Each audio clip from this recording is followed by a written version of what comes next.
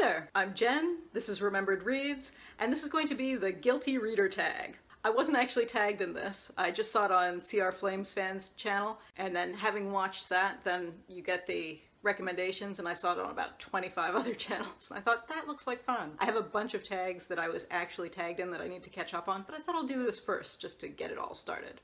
This tag was created by Chammy from Read Like Wildfire. I will link both of those videos below. Alright, question number 1 is, have you ever regifted a book that you've been given? The answer to that is yes. When I was a kid, a friend of my parents gave me a box set of the Chronicles of Narnia, which someone else had given me previously. It was the same edition, the exact same box set, so I think I gave that to one of my cousins.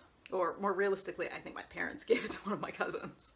Question number 2 is, have you ever said you've read a book that you haven't? And the answer is yes. A couple of years ago, I was at a play of A Christmas Carol, and the people next to me were talking about people who have never read any Dickens other than A Christmas Carol. And they were describing the plot of Bleak House. And I think I said, oh yeah, that sounds familiar, I've read that. And a few weeks later, I happened to be browsing Netflix, and the preview of the miniseries of Bleak House popped up, and I realized that I have never actually read Bleak House, but I did watch that miniseries when it originally came out, and that's why the plot was familiar to me. Question number 3 is, have you ever borrowed a book and not returned it? Sort of. Right before I left Calgary, I had a book out of the library, and I think it was one of the Ian Rutledge mysteries, and because it was a corporate move, we had movers come, and the library book was packed up with my stuff, so the book was misplaced. I ended up paying the replacement fee because I couldn't find it to return it before we moved. But a couple of years later, I did find the book, and when my sister was visiting me, I gave it to her because she lives in Calgary, and told her, hey, take this back to the library. But yeah, I had that for a couple of years. Question number 4 is, have you ever read a series out of order? And yes, I read series out of order all the time.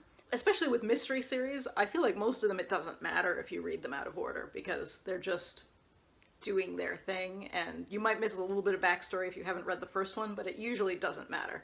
And even with plot-driven, like, interlinked series that's essentially one story, I actually prefer, especially with some fantasy and science fiction series, to start at a midpoint in the series, because I feel like you can tell more about the writing style itself.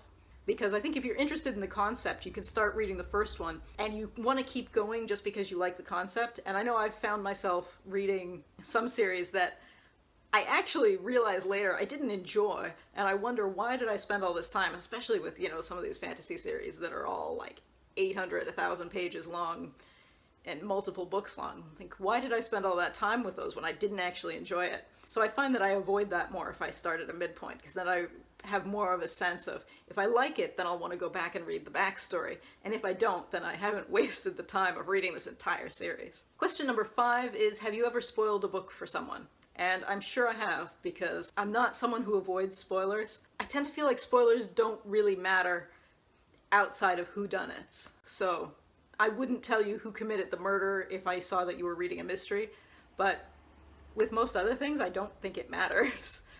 And I don't really understand the obsession with, oh no, it's a spoiler, because who cares unless it's a whodunit? It doesn't really matter. Question number 6 is, have you ever dog-eared a book? And yes, I dog-ear books all the time. That's my favorite method of note-making, telling myself to go back to something, and I also do that to save my place a lot of the time.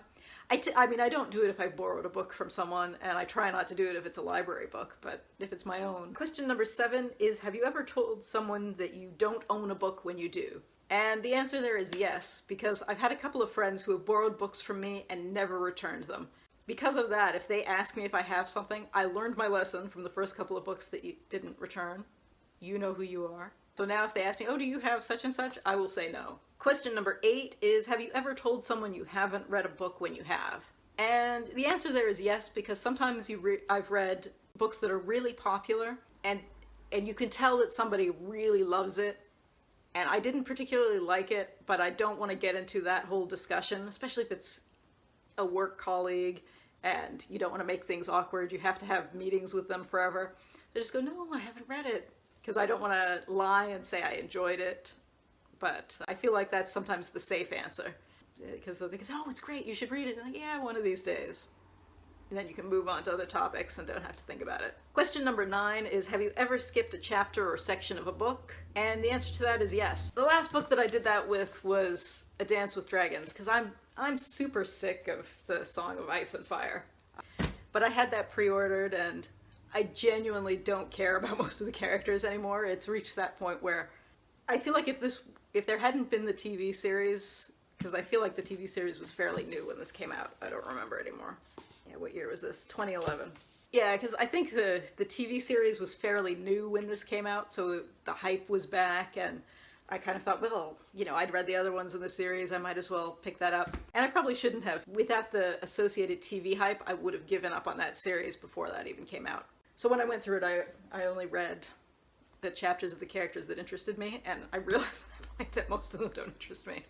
I don't know why I still own this. Question number 10 is, have you ever badmouthed a book that you actually like? And I guess it depends what you mean by badmouthed, because I sometimes enjoy books that are complete trash, and I will acknowledge that they're trash while still enjoying them. Like some of Tom Clancy's novels are like that for me, where objectively, the writing is not great, the dialogue is ridiculous, the situations are ridiculous, but they're a lot of fun. I don't see anything wrong with both of those things being true, saying this is trash and I loved it. That's fine. I don't mind that.